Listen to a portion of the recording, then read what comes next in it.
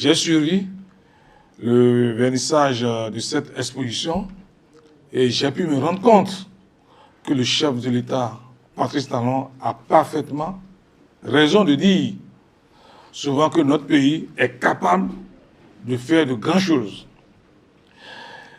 J'ai vu une cérémonie d'ouverture très riche en couleurs et on a même le sentiment que ce n'est pas au Bénin que cela se passe. Pourtant, nous sommes bel et bien au Bénin, la terre de Bianzin, de Kaba, de Bioguera, de Guézo, comme aime bien le dire l'ancien président Nicéphore Diédoré Seglo, dont la présence aux côtés du chef de l'État, Patrice Talon, a été fortement appréciée par l'ensemble de nos compatriotes, épris de paix, d'unité et de fraternité. Vous savez, le président Seglo est un homme de culture, d'art, un passionné de l'histoire, et il vient encore de le démontrer. Nos trésors royaux restitués sont exposés avec une grandeur à la hauteur de l'héroïsme de nos ancêtres rois. Vous savez, la manière dont cette exposition est faite est une fierté nationale, et puisque cela se passe au temps de Patrice Talon, alors Patrice Talon fait la fierté de son peuple. On savait que le président Talon ne fait rien à moitié. Talon n'est pas dans les, comment dirais-je, l'approximation, et cette belle exposition va augmenter le respect des autres peuples du monde à l'égard du peuple béninois. Vous savez, en matière de promotion et de conservation du patrimoine, le monde entier nous respecte désormais.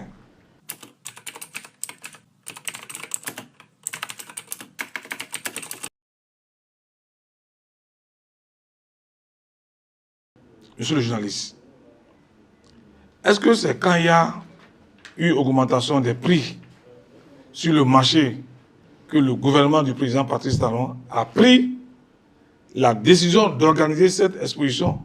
Non. Je dis non.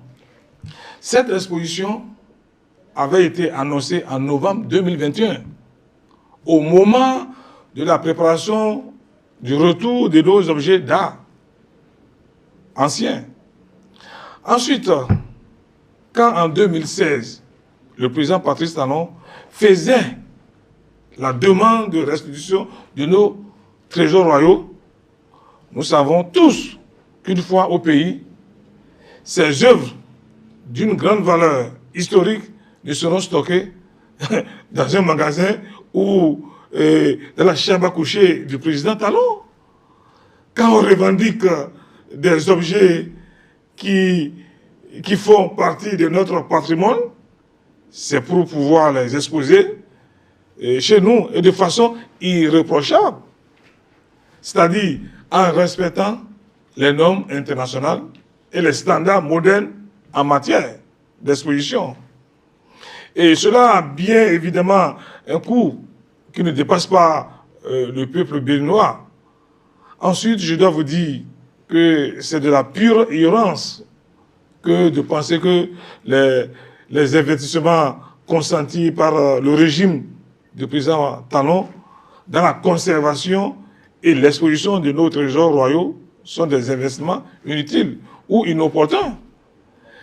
Je pense que c'est de la pure ignorance d'avoir de telles conceptions, car le meilleur investissement de la vie, c'est celui sur la mémoire. Car un peuple sans mémoire est un peuple sans repère, et donc un peuple sans avenir, un peuple inerte.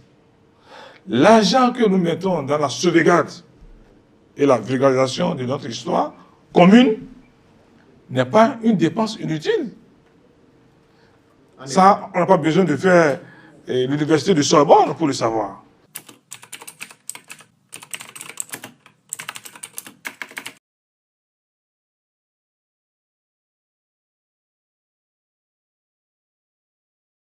Non, pas du tout.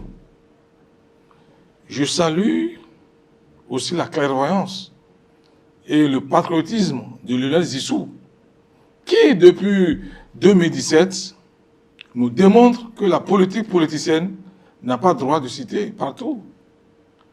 Je fais allusion aux appréciations objectives et positives qu'il a eues sur les performances de la gouvernance du président Talon, notamment dans le domaine économique.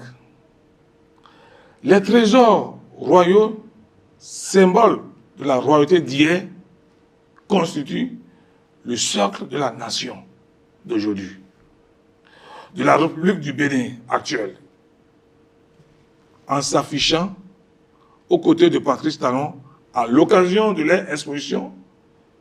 Lionel Zissou a eu un comportement républicain face à un événement qui est de l'ordre de l'intérêt général.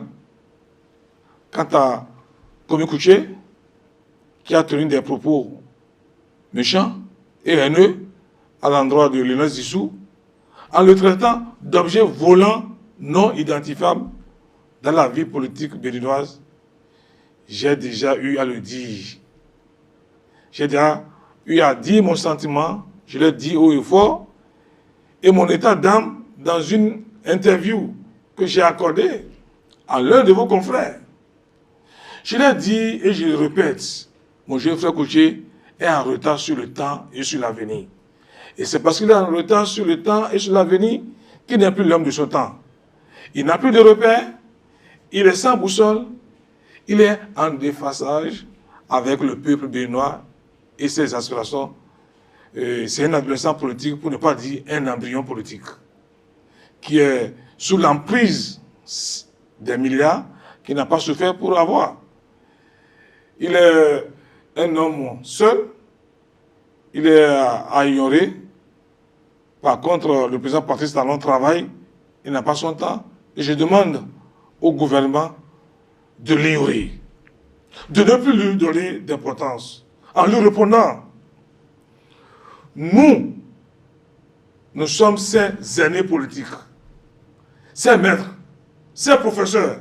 C'est à nous de lui répondre et de lui rappeler qui il est. Il ne sert à rien que le gouvernement continue pas à répondre à ce jeune homme qui souffre de la myopie intellectuelle, pour ne pas dire de la myopie politique.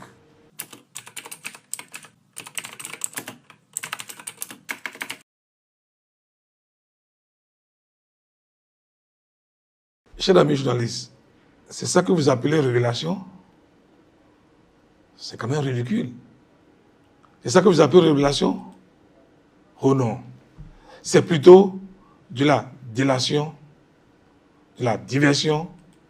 Et je suis bien placé pour parler des capacités opérationnelles de notre armée à faire face aux incursions terroristes sur notre territoire. J'ai été sur le terrain, parce que c'est le terrain qui commande, dans les zones dites rouges, en tant que président de la commission défense et sécurité de l'Assemblée nationale. J'ai vu nos braves et vaillantes forces armées sur le terrain. Nos soldats sont équipés et avisés, sauf qu'en matière de lutte contre le terrorisme, il faut de façon continue adapter sa stratégie d'approvisionnement en armement aux différentes facettes de la menace terroriste. C'est pour ça que le gouvernement a commandé des équipements supplémentaires. Vous savez, notre armée n'a jamais manqué d'armement. Comme le disent les affirmations infondées, irresponsables et antipatriotiques de Kwame Kouché. C'est révoltant que Kouché évoque le terrorisme auquel la nation fait face sans un minimum de compassion, d'expression, de solidarité à l'endroit des familles, des victimes, militaires et civils des actes terroristes. Le mépris et le dédain avec lesquels il a abordé la problématique du terrorisme ont marqué négativement les Béninoises et les Béninois qui auront l'occasion de lui rappeler ça au moment opportun. Vous savez, c'est vrai, il a aussi allégué que le président Patrice Talon s'est bunkérisé à Cotonou. Et sur cette allégation mensongère, je voudrais qu'on soit pédagogique en se posant une question à laquelle tout le monde peut répondre en faisant une petite recherche. Quand on dit, ou bien quand dit-on que quelqu'un s'est bunkérisé, c'est lorsque cette personne s'est isolée dans un bâtiment ultra sécurisé pour se préserver d'éventuelles atteintes à son intégrité physique. C'est quelqu'un qui se cache, qui est donc invisible et inaccessible pour des raisons de sécurité. Mais honnêtement, monsieur le journaliste, Patrice Talon se cache-t-il? Est-il invisible? Il va au boulot et rentre tous les soirs sans protocole sécuritaire extraordinaire. Comme on a vu dans le passé, vous savez comment ça se passe. L'armada de sécurité. Il était ces derniers jours à toutes les rencontres de la CEDEAO.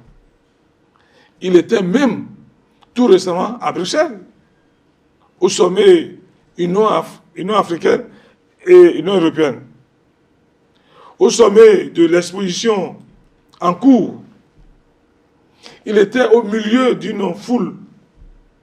Tout ceci, n'est-ce pas, caractéristique du mode de vue d'un chef d'État qui se bunkérise. Je conclus que soit notre nouveau docteur ne sait pas ce que veut dire bunkériser, soit il est dans la délation délibérée.